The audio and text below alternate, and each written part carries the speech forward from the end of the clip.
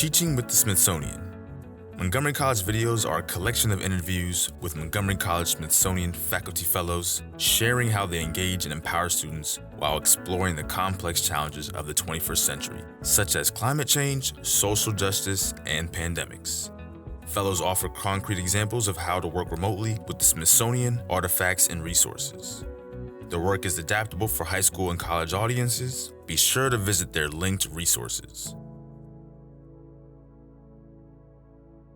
My name is Bill Krayer. I teach two courses at Montgomery College. The first one is Introduction to Meteorology, which is a lab-based course, and it's a general education course.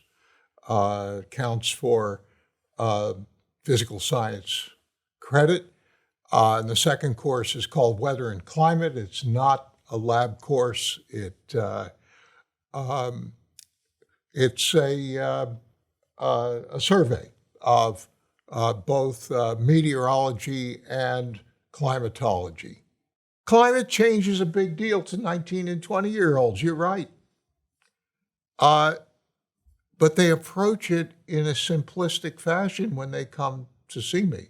The challenge is to get students to get out of their simplistic view, which unfortunately is formed by oversimplistic views from the media and from social media especially, and get them to look more critically at what is happening in different parts of the world at different times. There was one piece of art that I found that depicted a family. They were on their knees praying around their tractor. Oklahoma family during the Dust Bowl. And the emotion of that piece of art really penetrated the viewer. How did people even survive the Dust Bowl era in the 1930s? What kind of economic turmoil did that cause? There were a lot of questions that came out of that. Several of my students, they commented on how that made them feel. The project that I developed fits into the climatology part of the class.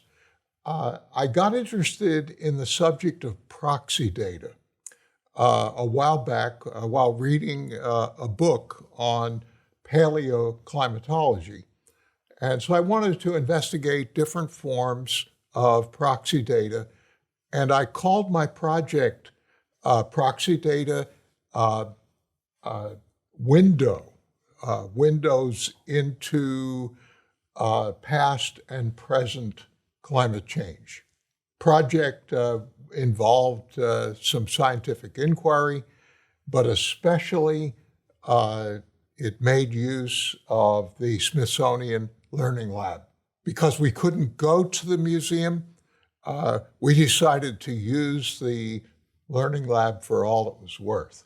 Early in the semester, I wanted to prime the pump, so to speak, for this project.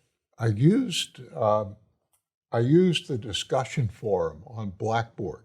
Blackboard was a vehicle for delivering course content for me. And I posted questions. I called them questions to ponder. And they were open-ended questions that students could dialogue on. I expected them to post answers. They didn't have to be right. They just had to be answers to those questions. And I centered a lot of my questions on climate change. I wanted to see what students already knew about climate change, what their assumptions were, and so forth. Then when I got to closer to the project, I went on the Learning Lab myself And I searched all the resources that I could find on past climate change and the use of proxy data. And I was surprised at how much I found. I created three collections. The first collection had to do with past climate change prior to the last Ice Age episodes. And the second collection had to do with past climates during the last Ice Age and during the most recent age of humans, up to but not including industrialization. The third collection had to do with past climate change from the first days of the Industrial Revolution up to the present. And students could sign in, make their own accounts with the Learning Lab, and search those collections to find something that was of interest to them. What they do is they read the summary blurb that goes with the resource that they have chosen. And in the summary, or what sometimes is called the blog, there are active links to the primary sources that went into that research. And so that they go beyond the actual resource and into the primary data. I asked them to do that. And it was good of the Smithsonian Learning Lab to allow us to pull out of those primary sources photos, graphs, charts that students could snip out and use in a PowerPoint presentation. So here's how it went. Students made a 7 to 10 slide PowerPoint presentation on their form of proxy data and what the research had to do with. They put together the slides to show what the objectives of the research were, what museums were involved in sponsoring or supporting the research, how the research was conducted, what some of the limitations were on the use of the proxy data. Because proxy data is necessarily approximate. And sometimes you cannot tell everything that you want to find from proxy data. So how does that limit the conclusions that the researchers could come to? And then after they presented all of this in the first 5 or 6 slides, then they get the opportunity to go afield from the topic that I put in the collection, and they can do a search on anything climate related in the museums or even in other museums outside of the Smithsonian. And I had both from students. And it was fascinating to see what they came up with. My working definition for proxy data has to do with the fact that instruments like thermometers and rain gauges and so forth have only existed for, probably 200, 300 years. Prior to that, there is no quantitative way of finding out what temperatures were or how much rainfall fell in a particular location. So let me give you a few examples of proxy data. First of all, scientists drill into the ocean floor, for instance, to take sediment samples. And in those samples are fossil remnants of microorganisms for the most part. And some of those microorganisms can only thrive under certain water temperature conditions. So they tell us kind of an index of what the temperature was at the time. Another thing is pollen, examples of pollen. Let me give you an example. The red spruce is a conifer, and today it only grows in the wild along the border between the boreal forest and the tundra. And that's because the red spruce is conditioned to take advantage of very low sun angle and Arctic conditions. So red spruce, if you find the pollen from red spruce in a lower latitude, let's say Maryland, for instance, then you know that at that particular time that the climate was a good bit colder than it is today. Chemically, if you look at atmosphere and ocean, water vapor and liquid water, they contain oxygen of different atomic weights. They're called isotopes. And so we use what is called stable isotope analysis to see how much of this heavier oxygen 18 was present either in the oceans or in the atmosphere, in clouds that are producing rain and snow. And this is an indicator of past temperatures. Were they warmer or colder than today? Because we were meeting remotely during the pandemic, I asked them to produce a narrated PowerPoint. So on later versions of PowerPoint, it is possible to put audio with it. So students could write out a script and read that script into the audio so that viewers could just let the program go and listen to what the students had to say. Now, I'm still working on how to use this most effectively because I've done this now for 4 semesters.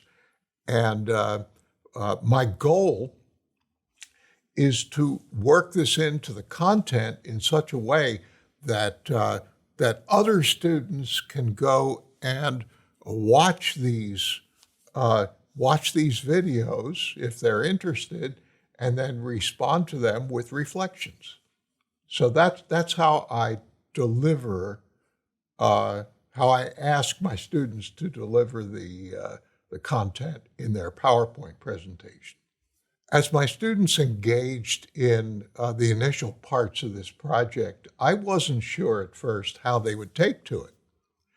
I was pleasantly surprised, first of all, that students, they knew exactly how to use the Learning Lab. A few of them had experiences with the Learning Lab in earlier education, which was good. But what I was really pleasantly surprised with is that they were really self-motivated to get into these topics. Let me give you an example of one. One student who was a history major, he chose a resource on investigating the Battle of Waterloo, which was, as you know, the demise of Napoleon's empire. And the fact that during the Battle of Waterloo, there was actually an ash cloud covering Europe. It had reached Europe from all the way around the world, from Mount Tambora in Indonesia. And in fact, this caused a now notorious climate period called the Year Without Summer. And as this ash cloud approached, you can imagine that people who supported Napoleon's attempt to get back into power saw this as a terrible omen.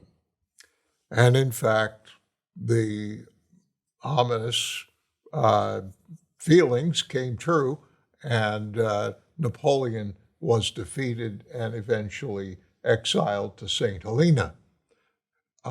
That really captured that student's imagination, and he put together a great PowerPoint. As we approach the challenges of 21st century education, I'd like to think that that we are learning more and more about good ways to use technology, and this one rates right up there at the top. One of the things I asked my students to do at the end of the project was to reflect upon their experience. I gave them a few prompts, and they did a self-evaluation of their project and how it helped them to look at museums in different ways. Museums have been, in the past, they've been kind of classified as informal education, which it's a good descriptor of them, but it's really more than that. Students can begin to interact with the material virtually, and that primes them for future visits to the museums. They also remarked, a lot of them remarked on how scientific enterprise proceeds from a variety of angles. Gone are the days of different disciplines being in silos. We need to talk across disciplinary boundaries. Students are not particularly accustomed to that, and I think this project helps them to talk across those disciplinary boundaries. Scientific history, the history of scientific discovery, is unfortunately littered with the remains of scientists who have tried to talk into a discipline other than their own, and they get shot down. And I think that in 21st century education, we need to knock down the silos and get out of our disciplines and start looking at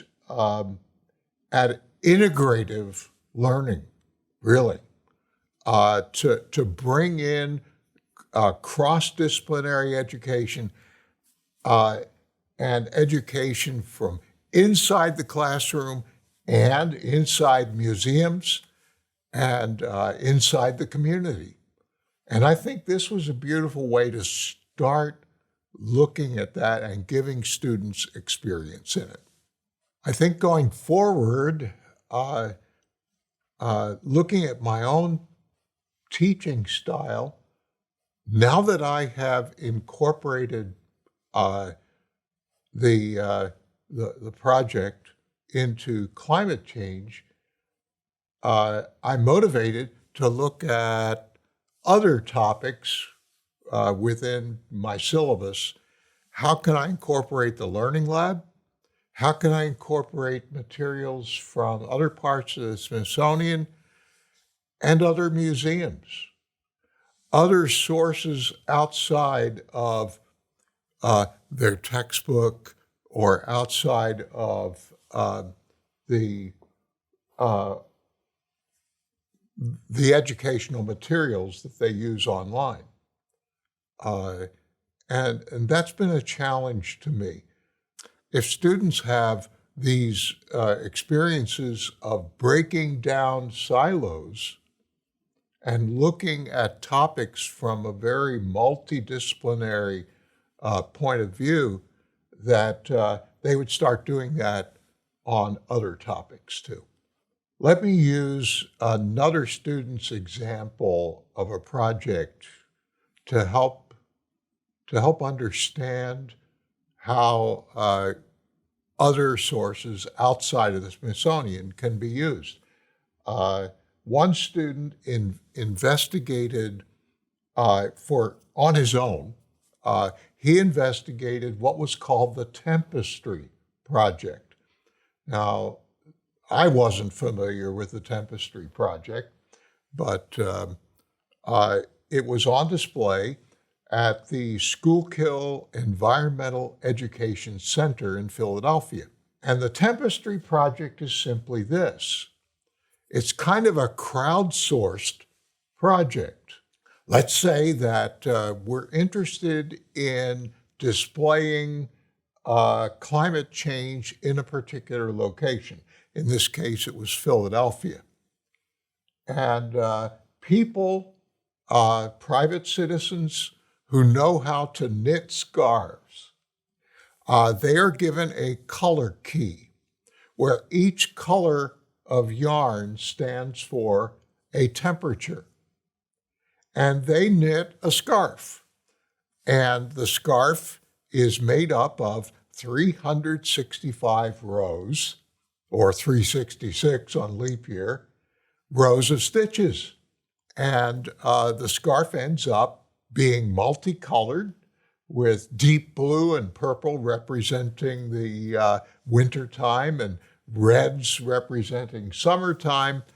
And so one scarf represents 1 year's climate in Philadelphia. And so the Tempestry Project exhibit at the Schuylkill Center was all these scarves from the 1870s until the present, which was fascinating. I would not have known anything about it, but it's a great way of incorporating proxy data to show climate change differences. Now, the Tempestry Project is not limited to Philadelphia. In fact, there was a website associated with the project where people could ask for the color key. They could go buy their yarn, and they could do similar sets of scarves for, let's say, Washington, D.C. It would be fascinating then to see how these scarf sets are different for different locations.